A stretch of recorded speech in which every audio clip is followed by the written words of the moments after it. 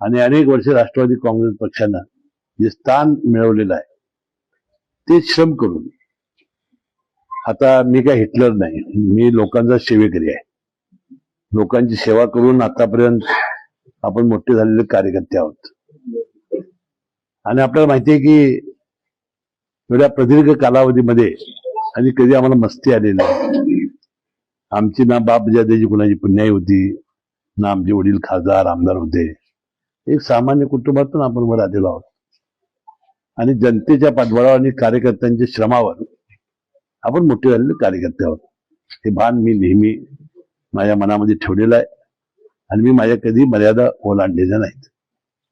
मी आता जवळजवळ 21-22 वर्ष राज्याचा मंत्री आहे. सातत्याने मनात कुणाच्या असो किंवा नसो मी आमदार आहे, परंतु आपल्या बोलण्यात, चालण्यात, वागण्यात, कृतीमध्ये आपण कधी असा अहंभाव दाखवला नाही.